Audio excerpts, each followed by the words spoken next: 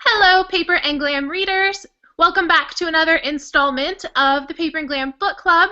Tonight we have a special Halloween edition, and we are taking on the ultimate gothic classic Frankenstein as we get ready for Halloween next week. So we have a little bit of a lighter crowd, either that or we have some book chatters playing hooky this evening, but we are going to get started nonetheless with our icebreaker and wait for the live feed to catch up as usual. So tonight's icebreaker is your favorite Halloween story. So while the book chatters are answering, ultimate gothic classic Frankenstein, as we get ready for Halloween. Okay, so now we know that the live feed is caught up. Excellent. Happens every week or every time we do book chat. For some reason it doesn't stay stopped. Anywho, so while the book chatters are answering, let us know your favorite Halloween story. We'll get in the mood for Halloween and maybe get some new traditions or new books we read every year for Halloween. I guess I have to be a huge nerd and I'm going to lose some serious cool points and say that my favorite, Halloween-y story has to be Twilight. I know I'm a twihard. It's the only young adult, kind of cult following thing that I've gotten into. I didn't get into Hunger Games or Divergent, but Twilight just got me where I lived. I actually watched it last night while I drank some fall tea, and it was just as good as always. So I'm going to have to go with Twilight. I know, huge nerd. So let us know what your favorite Halloween book is in the comments. And Sarah, what is your favorite Halloween book? So I guess I don't have a favorite Halloween book. When I was younger, I devoured Goosebumps and Fear Street books. So, I guess as far as scary reads, but I don't think I've read any of the traditional Sleepy Hollow or what else. I guess I don't even know what else there is. I don't have a Halloween read, but I will interject my favorite Halloween movie, even though totally off theme, but is definitely Hocus Pocus. And I made my husband watch that with me. He does not think it holds up, by the by, but I totally think it holds up, and it was amazing. So I'm going to stick with that. Okay, all right, we'll open it. If you don't have a favorite Halloween book, then it can be a Halloween movie. And I have to agree with Sarah. Of course, Hocus Pocus is the all-time greatest. And actually, it's funny you mentioned Sleepy Hollow because Natasha Kingston, she's a core member of the Paper and Glam family. She says she rereads Sleepy Hollow every year, and she said that's something we have to reread every year for Halloween. So put that on your list. I'm definitely going to put that on my list. And Katrina, what is your favorite Halloween story? So I don't have one that I read every year. I've read some Stephen King through the years, just kind of off and on, but I'm going to have to go the movie route, and aside from Hocus Pocus, I'm going to say It's a Great Pumpkin, Charlie Brown, for sure. Hands down favorite. I always have to watch it. It always comes on TV, and I just get so happy. That makes me that's my kind of Halloween. Is totally all about that. Perfect. And Jaina has joined us. Hi, Jaina. Hi. What is your favorite Halloween story or book or movie? Of course, my phone rings, and it's in the other room too, and I can't get it. My kids will probably come walking in with it now. I really like Hocus Pocus, of course, and A Great Pumpkin, Charlie Brown as far as movies. I have 40 copies of Sleepy Hollow because it was the book I used to teach, and so I just bought my own class set. So if anyone wants a copy, you can just email me, and I'll do it. And here comes my kid, so that's about that for a second. All right, fair enough. I know we actually sneak peek at next year's book list. We were talking about Halloween movies, and we are reading A Discovery of Witches next October for Halloween, and I was so thinking about Sleepy Hollow because it's just so classic, but Sarah recommended A Discovery of Witches, so we went in that direction. So this is the classics installment of Book Club, so kind of want to talk through our experience of reading Frankenstein this way. Wait, is it still upside down? No. Good. Awesome. So I think that this classic, compared to Vanity Fair, Far from the Madding Crowd, that we read earlier in the year, Jane Austen, kind of the classics the classic Brit Lit books, Dickens. This one was so straightforward. It was so comparatively easy to read, and I really appreciated that. I know Katrina bombed through it in like 24 hours. Oh, amazing. She's like a rock star reader. It took me about a week, but nothing like Vanity Fair that took me like 2 months, or Far from the Madding Crowd that took me a good probably 6 weeks. I mean, this is a classic that you really can just, it's manageable, it's accessible, and I would definitely recommend, if you want to kind of get your feet wet in classics, this would be a good one to start. And one of the things I noticed while I was reading it is that, I was just thinking, this must have been written later than some of the other classics that are more well-known, like Dickens. Maybe this was just written later, so it's in a bit more plain English, and that actually wasn't the case.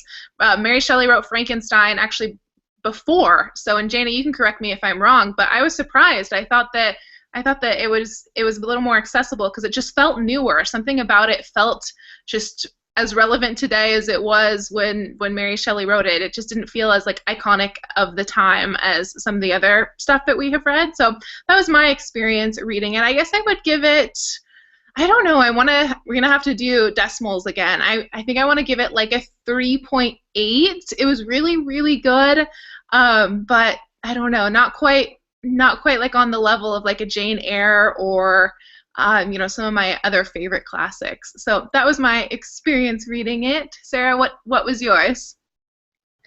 So I started out, I opened I downloaded it on my Kindle, even though I bought the beautiful copy from my bookshelf. I just decided to try to read it on my Kindle. And so I opened it up, and it said the average reader reads it in 3 hours and 45 minutes, and I was like, what?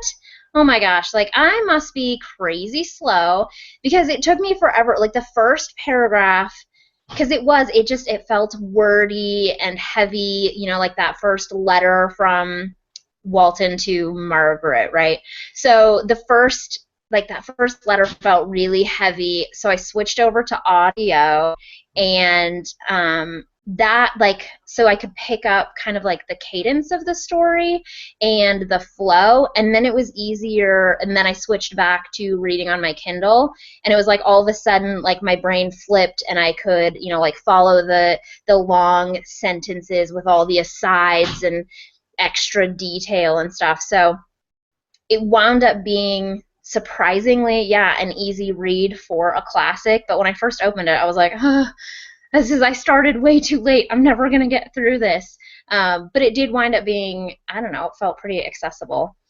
I'm so bad with the star ratings. I just have to throw out there, I don't take into consideration, I try to, I know I should be thoughtful and like compare like on a scale of other books I've read, but I can't handle that. I just got to go with each book is like I'm comparing it to itself, I guess. So I would give it a solid like 4.5. I loved it, and I finished it last night, and I was so upset at the end, and I was like reading in bed and like kind of throwing a fit because I was really upset at the ending. So it kind of jacked me up before bed, but so I don't know, solid 4.5. I really liked it. Katrina, after that ramble. Yeah, so I did read this one on my iPad finally. I got it at Half Price Books, and it has like the Oh my gosh, I'm scared. Oh, I know. I was reading it at work, and like some kid walked by, and he's like, "What are you reading?" It's like Frankenstein. But so I actually read it. Like Lisa Marie said, I started it yesterday at 4 p.m. and I finished it today. I'm in Central Time, so it's 8, so I finished it at like 6:30. I just bombed through it. But like Sarah, that first letter, I had to read it a couple times, and part of it was that I was reading it at part-time. I kept getting interrupted, like, leave me alone, I'm reading. But I had to keep rereading it just to make sure I was used to the language and the pace. But after I got back into the, like, oh, I'm not reading Game of Thrones anymore, like, I was totally fine. I enjoyed it. Some of the scenery bits got me a little bit, like, I was drifting away from the text at that point, but I got into it pretty well, and I enjoyed it. I'm going to go 3.5 stars. Maybe an extra because of the cover, but... That's awesome. Jaina, what did our resident literati think about Frankenstein? So this time around I didn't finish it all the way. I knew it would be a quick read, so I didn't give myself a lot of time. And then I had just an insane week, and I've been really stressed. So I didn't finish it all the way through this time, but I've read it like probably 5 or 6 times because I've read it and I taught it, and so and I spent a lot of time this time around. Instead of reading the book, I read a lot of like literary criticism, and I did a lot of like background research of that, so that took a lot of time. And I reread in my textbook. I'm sorry, I have 2 books. So I have like my nice hard copy book that has like really pretty paintings inside, and then I have my like beat down professor's book of like 10,000 notes. And so I reread the intro in this because I just couldn't remember some of the like different stuff about it, and that took a long time because just, you know, literary essays and stuff about texts, there's a lot to like kind of muddle through. But I give the book like a 4 stars. I mean, that's why I've reread it. That's why I think it's a great book to teach. I think, like Lisa Marie said, it doesn't have that weightiness that like Vanity Fair. The first time I read Vanity Fair, it literally took me like a year because I just could not sit down with it. And it's like one of my favorite stories, but there's just, the language is really tough and tedious. And I feel like this has a lot less of that. And I think it's because it, unlike Dickens and Vanity Fair and a lot of those other books, since it wasn't a periodical, it doesn't have as many of the like side notes here and there. So I feel like that's, even though there's some tangents, there's not just so much of that. And so I think that's why it's just a solid story. And I think that culturally it really is a meaningful story to us because, you know, it's just an iconic story that's lasted. It's a great Halloween story. It's a great horror story. And it's just, you know, and if you think about some of the criticism I was reading, which I hadn't even thought of, was talking about how, like, Terminator and stuff, those are, like, modern-day Frankenstein stories. Like, the idea that, like, we create this thing and then it, like, overtakes and comes back to attack us and get us, or like the Matrix and stuff like that, and how it's like become like just such a part of like the modern myth. And so I think because of that, it has to be like somewhere between a 4 or like a 4.5, like Sarah said. So who published that beautiful book that you have? It says it's Illustrated Classics. My mom bought it for my brother, like, it says 91. So she bought it for him for Christmas in 91, and then I ended up with it because I'll take better care of it than you will. So, it's beautiful. It is. The illustrations in it are just like the front one, and it's all the same artist, and there's just pages of beautiful illustrations, and it has really big font. So, which almost makes it seem like it reads faster. So, is there feedback for when I talk? A little bit? Yeah? Okay. Is it gone now?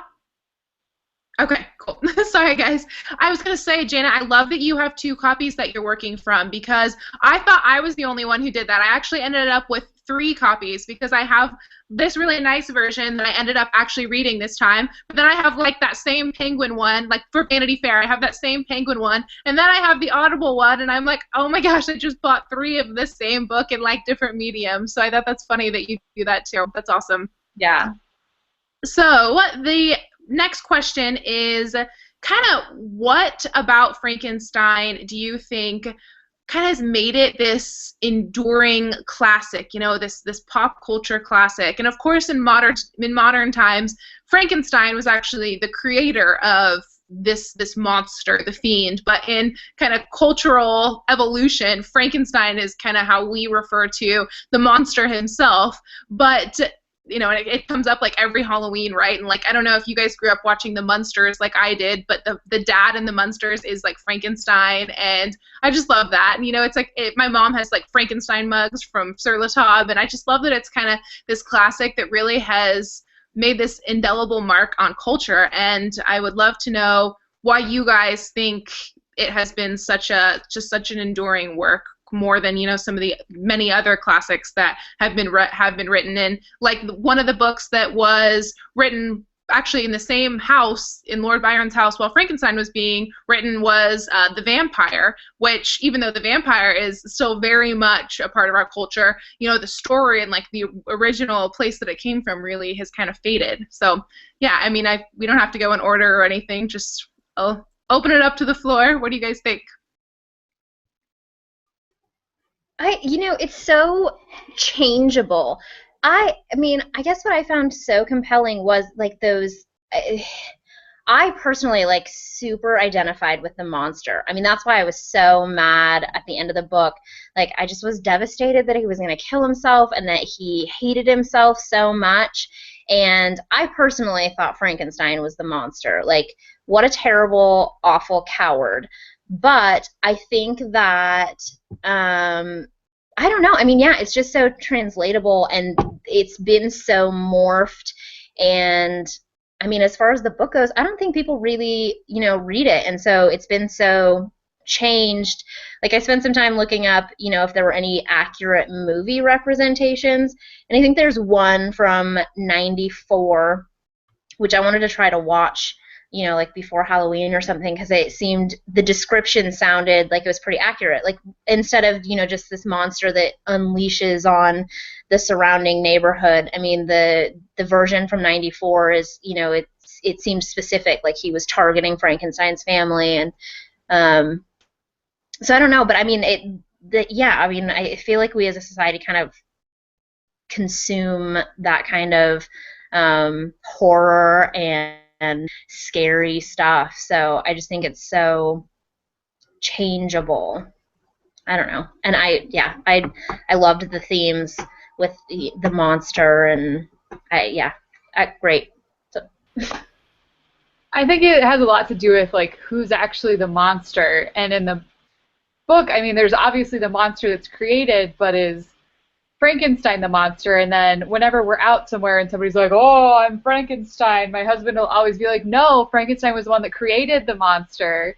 And so it's like people get it twisted, but in the book it's also twisted. So it's interesting to watch that happen. And like you were saying, Sarah, like it keeps getting adapted and evolved, and Terminator. And then I'm going to talk about Game of Thrones because I'm reading the Game of Thrones books and we've watched all of the seasons. So like there's a guy in there, priest, maester, like witchcraft guy, that like tries to bring this guy back to life. So he kind of like does a Frankenstein-y thing, and you can still see it, how much it's influenced all of these different other works. And I think it's really because of those general themes of who's the monster, the creator or the creation, and what does that mean? And I know we're going to talk about that part later, but it's really, I think that's why everybody just grabs onto it, and it's so memorable. And I mean, you can't go out on Halloween and not see somebody like doing that, but at the same time, that's not what this monster was, right? Like he could think and speak and learn and read and everything. So I think that's the part that I think that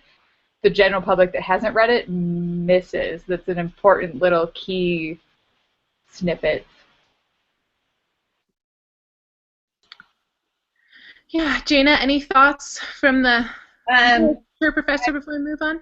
I would say that, you know, just kind of the same thing. I think it's also like, especially like, you know, when you think about like, you know, for them, electricity was like their technology at that time, and so I think it has like a lot of like technology idea and like technology and preserving life and humanity, and like right now the conversation in the world about technology preserving humanity is like the idea that we'll be able to like download our minds, right? And you know, that's kind of out there as an idea, and so I think that because you know, this almost obsession for some people of like trying to control life and death and through technology and science, I think that is a theme that, you know, people still can connect to. And also you know, and because it can be a good thing, but it can be a bad thing. And so, like, where is the line? Like, how far is too far? And I think that's, you know, for not just for Frankenstein, but when he's talking to Walton, right? Like, Walton's out on this discovery mission that he's like, it doesn't matter if I discover this and die, it's worth it. And Frankenstein's like, no, don't make the same mistake I made, you know? And I think it's that, like, that sometimes people who are so passionate are willing to give, like, up everything for this passion, and they don't necessarily think of the consequences. And I think that's just something that still resonates, you know. It's why you end up with, you know, true life stories like The Wolf of Wall Street, where it's like these guys were just, like, willing to, like, lose it all because they thought it was worth it, and then they kind of find out it's not necessarily worth it, or, you know, other things like that. And so I think that's part of what keeps the story so alive, because it's just so true about humanity. Yeah, absolutely. And kind of in the notes I made for the discussion, I think that I completely agree with you, Jana. A couple things. One is, you know, the story of Frankenstein, I think we all identify with the monster, right? I mean, you guys will have to chime in a minute, but I completely identify with so many of the things that the monster was going through, you know, isolation, rejection, loneliness, and those are just part of the human experience. But the monster experienced that side of our existence just, you know, on a level that hopefully none of us will ever experience. And, you know, that's just what makes the story so devastating. And the other thing while I was reading it is the way Mary Shelley writes was kind of reminding me of C.S. Lewis, and it almost had these, like, really Christian undertones in the way that the monster really just wanted to, you know, halfway through the book, his main desire is just to know his creator, and he wants to live in communion with his creator, and his creator completely shuns him. And there's a point in the book where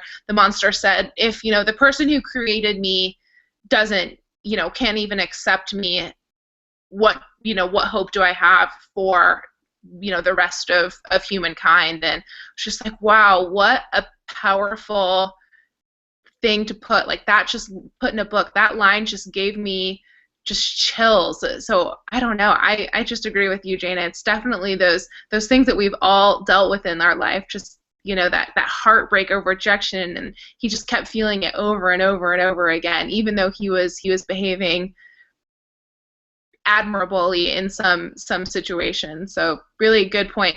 Jeanette Full in the comments made a really good insightful thought too. She said she wondered if the reason Mary Shelley didn't name the monster was to kind of lend that layer of confusion between the creator and the monster, like who was truly, like, the Frankenstein, who was the monster. Because I agree with you, Sarah. I think that at least I'm left with the impression that it was hands down Victor who was the monster. You know, he created this being and then essentially ran away. Like, he was just like, oh, I'm just gonna, like, the fiend came to me in my sleep, I'm just gonna leave for, like, several years, you know, and then it's all downhill from there. So yeah, I completely agree with you. Anything else on that one? I kind of just, like, that was a ramble. Okay. The other thing, Jana, you said that I definitely wanted to touch on, because it's such a big part of the book, is the theme of kind of man versus science versus, you know, knowledge, and how we can use knowledge for good and evil. And so much of that is influenced by, you know, the time that Shelley was writing. It was like that transitional time, like, out of the Victorian era into, I don't know, a more modern era, I guess you could call it. I'm sure there's a name, maybe pre-industrial era. And so they were dealing with, like, the advent of electricity, which of course completely changed their landscape. And there's just so many themes of, you know, how knowledge can be used for good and for evil. And I don't think a discussion would be complete without drawing that out, but I don't really have anything else to add to it. Do you guys have anything else to add to it, book chatters, or those watching live? Okay, I'll just keep going. So the next question is your favorite quote or scene or character, or just kind of the thing in the book that made the story for you, or that was the part of the book that just you most related to. Sarah, you want to go first? Okay, so I don't know that I just had it up and closed it. Perfect. You want to take a pass for a minute? Oh, I found it. So Okay. let me I just thought it was interesting. So it's according to Kindle, so I don't know if it translates, but it's the last chapter, I think, page 122, when Victor is talking about like on his deathbed, and he's saying, during these last days I've been occupied in examining my past conduct, nor do I find it blamable. In a fit of enthusiastic madness, I created a rational creature that was bound towards him to assure, as far as was in my power, his happiness and well-being. This was my duty, but there was another still paramount to that. My duties towards the beings of my own species had greater claims to my attention because they included a greater proportion of happiness or misery, blah, blah, blah. I don't know. It just made me so mad. I guess I kind of wanted to even ask you guys, am I missing something here? Because I feel like he's justifying his really horrible behavior, and that Walton guy gets sucked in, and Frankenstein is talking about how the monster is really eloquent and manipulative, and that I just was like, so you've been analyzing your behavior, and you'll kind of touch on that it might have been morally reprehensible, but you felt like you had a greater duty to society because it's a bigger proportion. You created life, and then we're like, I'm scared. I made a mistake. I'm not going to take responsibility for it. I just get so heated about this whole, it just makes me so mad. He made a mistake. He should have fixed the mistake, instead of being shaking in his boots, terrified when the monster came and got him in bed, and then pretend it didn't happen for 2 years.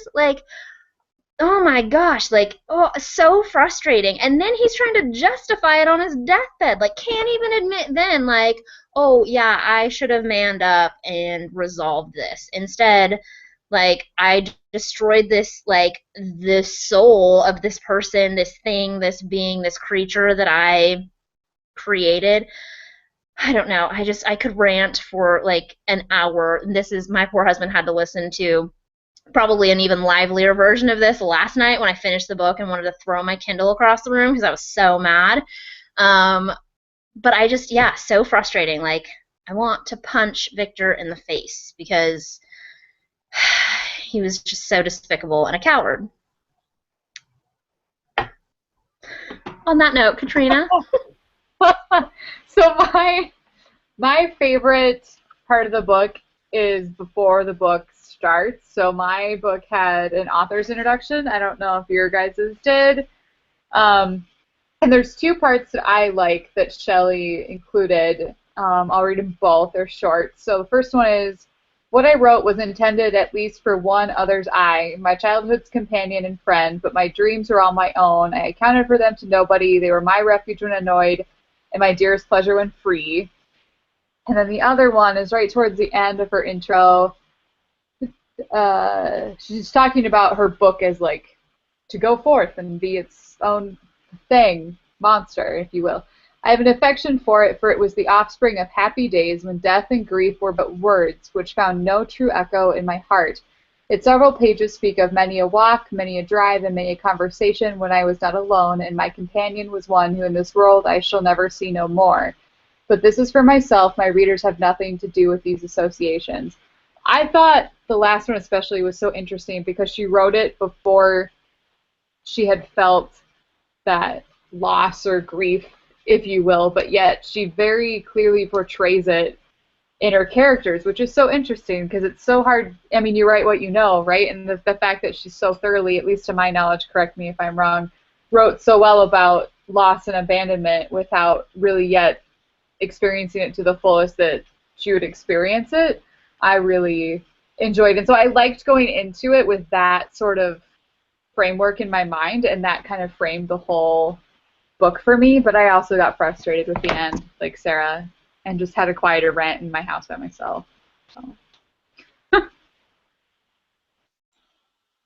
I always like the scenes with the creature and when he's watching in Safi's house and kind of because I think it fills you with hope. Like you see him like growing and learning and reading, and so I kind of like that whole section of the novel, which is really disappointing because we all know it doesn't turn out hopeful and stuff. And even earlier on when Victor sees Elizabeth again, and she says to him, he says, "We were soon joined by Elizabeth. Time had altered her since I last beheld her, and endowed her with loveliness surpassing the beauty of her childish years. There was the same candor, the same vivacity, but it was allied to an expression more full of sensibility and intellect. She welcomed me with the greatest affection. Your arrival, my dear cousin," said she, "fills me with hope. You perhaps will find some means to justify my poor guiltless Justine." And I just think that, there's this, like, all these little seeds of hope that, like, oh, he's going to change his mind, or, oh, the creature's going to survive, and, oh, he's going to get a companion. But then, like, when he gets, he wakes up in the middle of the night, and he's like, I realize there could be nothing more base than making another one of these, even at the threat of, like, losing his loved ones. And so he's just so, like, self-absorbed. So I know why Sarah wants to punch him in the face, because he's like, I don't care if other people die. I'm not doing this. And I'm not saying necessarily he should make another creature, because he's obviously a poor leader and father to the creature. So I'm not sure he should make another one. However, his reason for not doing it is so selfish and ugly that I don't like that. So yeah, I think that, and I think that Katrina said I like that you brought up the intro, because that's the intro to her second edition when she altered the book, and those are some, and so it kind of talks about the changes, which I think most people are reading the second edition, because it's the more commonly read one. But I think that it's just really nice that she, like, addresses, like, some of those things and how she, like, had more loss, because her mom had died when she was young, and she had, like, a not so awesome stepmom and stepsister and a kind of distant dad. But I think she still didn't know, like, that was, like, her normal, so she didn't know that was, like, loss until she lost Percy by Shelley, and then she was kind of devastated, and her dad, because they were, like, her heroes. And that's the changes she made after their deaths were kind of the stuff that was, like, about, like, their philosophy, and she kind of took that stuff out of the book. Yeah, there was a good comment maybe about 10 minutes ago live on the live chat, and somebody had asked, what is I think it was Jeanette Full had asked, what was the inspiration for the story? Was it a nightmare? And that's something that she actually talked quite a bit about in the intro that I thought was really interesting. She's only 19 when she wrote this book, which is just absolutely incredible. How would a girl of 19 think of just this incredibly just enduring ghost story? And one of the quotes from the intro that I absolutely just love, where she starts to talk about this, is she said, I wanted to write a story, one which would speak to the mysterious fears of our nature and awaken thrilling horrors, one to make the reader dread to look around, to curdle the blood and quicken the beatings of the heart. And one of the reasons I picked this book is because I don't really do any grossies or scaries, but this book, it has that thematic character, but I think she nails it when she says she wanted to write a story about the mysterious fears of our nature. And I think that she just unpacks so much about what can go wrong within us. And as I was reading, the book talks about how, Frankenstein, we know I did it again, not Frankenstein, Victor, but the monster, he started off good, and he wanted, he was helping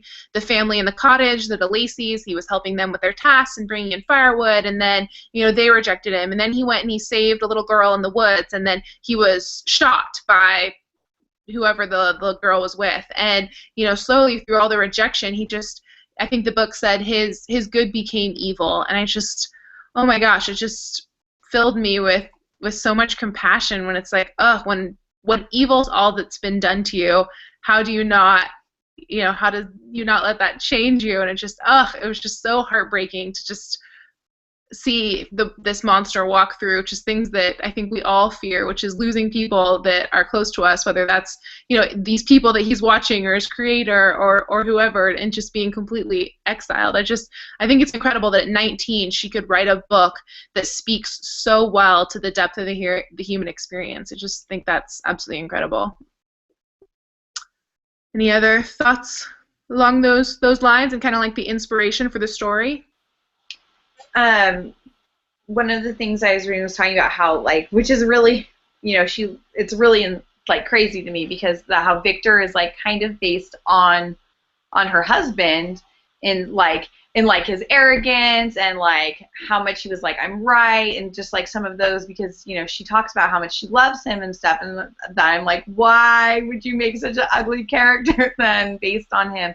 But I think it's because she perceived like the danger in their philosophies, and that they thought that the world could be changed in this way, and they weren't necessarily thinking about that.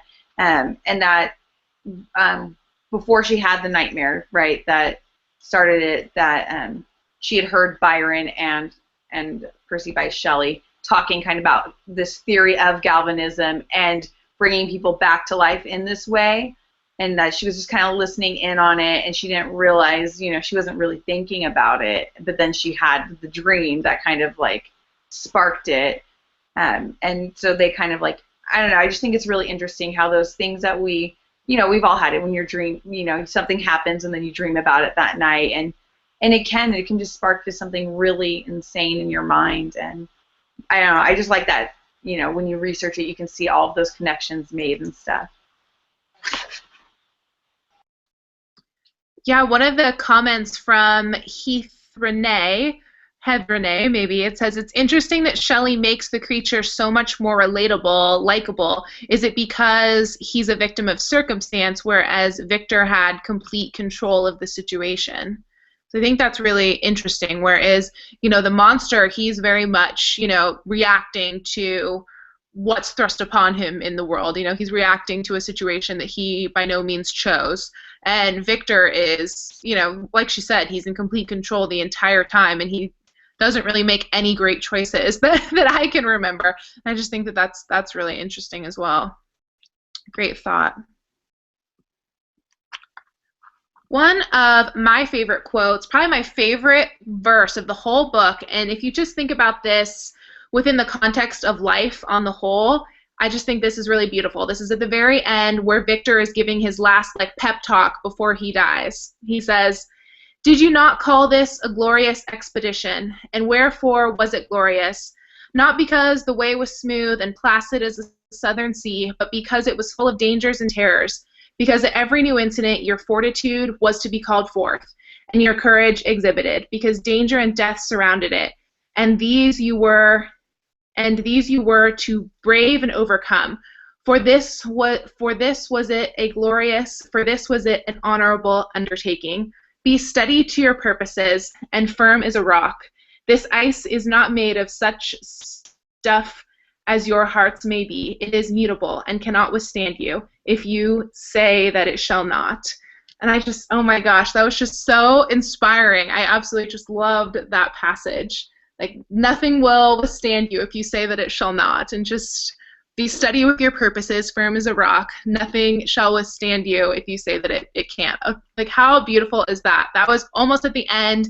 And we've kind of referred to this guy Walton a couple times in this discussion. And if you are watching this and you haven't read the book and you're kind of trying to get inspired to read or see if this is something you want to read, Shelley uses this literary device called framing. So she starts the book with a letter that this guy is writing to his sister, and I think, Sarah, you said that. And then they discover Victor on like the open sea, and then that's where the story takes over, and Victor is actually narrating the story. And then after he dies, this guy Walton takes over and is then telling the story. So this is Victor's like last kind of pep talk to Walton and his crew before he dies. And yeah, it just kind of lends this depth and makes the story more real, because Walton at the end of it actually sees the monster and obviously has to believe in this story, this outlandish story that Victor told. So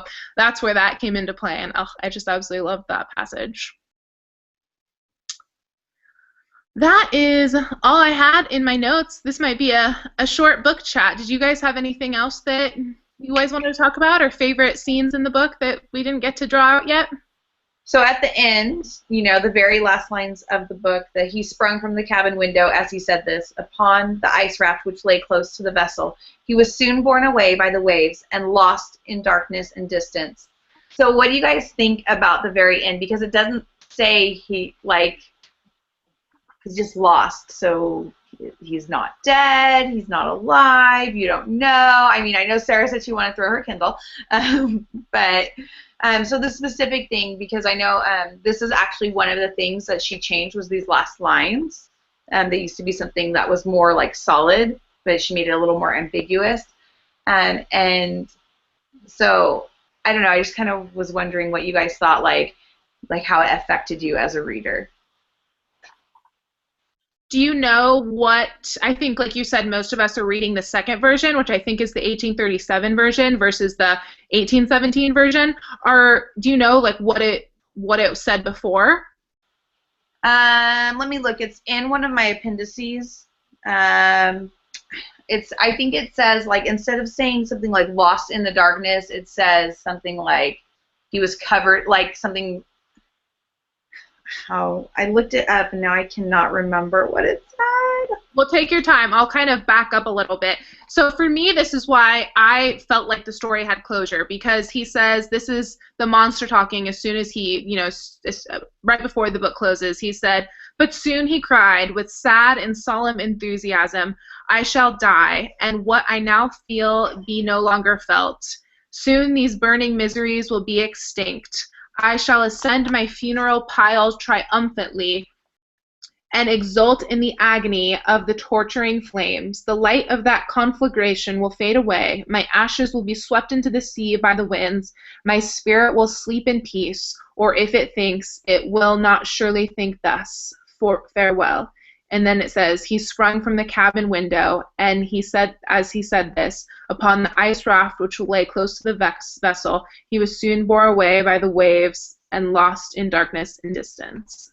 So that is the very end. And I know that part of that is an allusion to Paradise Lost, but I have never read Paradise Lost. I know kind of the backbone is the story. I believe it's about the devil kind of falling from grace. But that is really all I know about Paradise Lost. It's definitely on my list. But I know that a lot of kind of these things, and I know the ending in particular is some sort of allusion to that story, but I don't know enough about it to like draw that out. Well, since I still am waiting to see if I can find the other line. As far as Paradise Lost, in Paradise Lost, Adam says to God, "I did not ask for you to create me." And he's like kind of like shaking his fist at God. So that's kind of like where that theme and that parallel comes in. But then also the subtitle for Frankenstein is the modern day Prometheus. And it's kind of the idea of Prometheus stealing the life-creating fire from the gods and then trying to create life. And so the kind of same type of theme. And so and when Mary Shelley was writing, she had just recently reread both of these texts. So they were kind of on her mind, and so she was kind of, keeping thematically to them because, obviously for educated intellects at the time, reading was their entertainment rather than like social media or television like us, right? And so she had been rereading those. There's actually like a long list of things that she had just recently like been kind of delving into, but definitely like the Milton Paradise Lost, even though it's about Satan and the fall and like and his creatures, at the gates like Beelzebub, and that's all those names that you hear that pop up in like modern, like supernatural and stuff, like all of those demons and stuff. A lot of those names originate in Milton's Paradise Lost, and so. But I think that she's kind of like blending some of those main themes of like power and control and stealing the the power to create, which I mean it is still a modern discussion because it's something that came up when like in vitro fertilization started happening, and like and when we talked about like cloning and different genetic things like that. And so in my intro, like the guy says that like Mary Shelley was really concerned about that as far as like at the end of her life. He says, I cannot. He says that the incestuous violation of life on this planet has reached epidemic proportions, and much of the blame for this state of affairs must be laid at the feet of those who find an endless thrill of excitement in scientifically penetrating the secrets of nature, taking little or no responsible account of the damaging implications theory might have for practice. And so that she's kind of just like, that they're penetrating this like what is natural to try to like control it and figure it out themselves, much like Victor. And that's kind of like what Adam and Satan and Prometheus are all doing. And so she's kind of thinking about that, and that they're not thinking about like the consequences of trying to be like, to play God, as it were. Does that make sense? Yeah. Uh-oh, is the feedback back? Okay. I was just reading the intro by her husband, Percy Shelley, and he says, and he kind of talks about the books that are weaved throughout, and he said, I have thus endeavored to preserve the truth of the elementary principles of human nature, while I have not sculpted to innovate upon their combinations. The Iliad, the tragic poetry of Greece, Shakespeare in The Tempest and Midsummer's Night Dream, and most especially Milton in Paradise Lost, conform to this rule, and the most humble novelist who speaks to confer or receive amusement from his labors, blah blah blah, and he gets really Victorian. But those are the like other books that he kind of references as being inspirations for Frankenstein, which is interesting. And you can kind of see the Iliad and the Odyssey in this, you know, especially how it starts out with just that really desolate scene where are they in the North Pole or the Arctic? I can't remember. They're in one of the poles, and you know, which is a very kind of like romantic, like adventurous scene, and that kind of reminded me of definitely of the Odyssey, where he's just like trying to. Well, the Iliad's like so adventurous, and then the Odyssey's on this epic journey to get home, and you can kind of see those themes weaved throughout too.